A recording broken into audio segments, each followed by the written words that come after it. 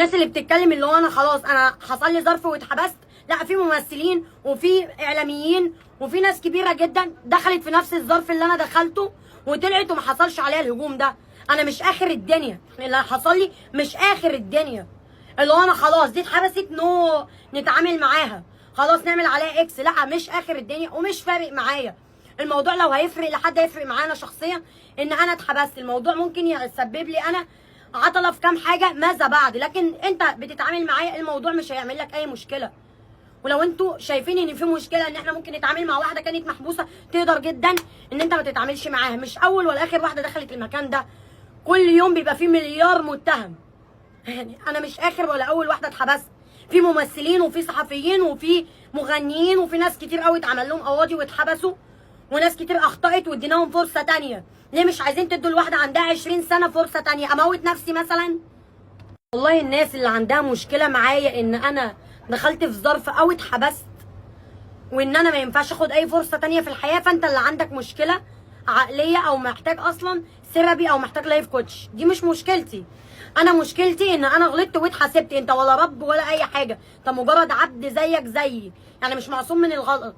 انت كده كده بتغلط، بس الفكره ان انا غلطت قدام العلن، والفكره ان انت ربنا لسه ساتر عليك. دي حاجه. تاني حاجه خلاص انا اتحاسبت على حاجه غلطت فيها.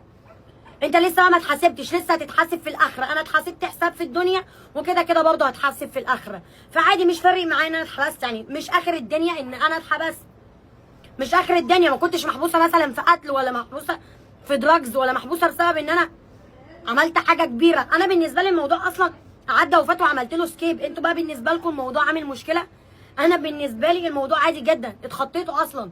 ايه الفكره بقى؟ ايه المشكله؟ والله يا ام ياسر انت كمان ام وشكلك عندك حاجه او عندك مرض المفروض تروحي تتعالجي منه اساسا. المفروض اصلا ما تكتبيش لحد كومنت.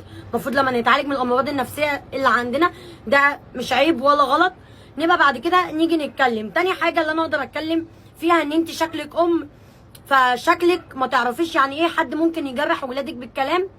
دي هتبقى عامله ازاي؟ دي حاجه. تاني حاجه انا واحده على فكره بارده جدا، ما بيفرقش معايا اصلا كلام الناس، بس انا طالعه اوضح لك المشكله النفسيه اللي عندك. انا مش اول ولا اخر واحده في العالم اتحبست والله، والموضوع كمان مش مضايقني. فهو ليه مضايقك؟ انت اكيد مش من بيت اهلي. دي حاجه. تاني حاجه لو انت بتتكلمي ان انا هبقى مذيعه، او انا اصلا ما قلتش هبقى مذيعه، بس انت لو بتتكلمي ان انا ابقى مذيعه ازاي واتحبست، فانت شكلك مش متابعه كويس جدا ومتابعاني انا بس كويس.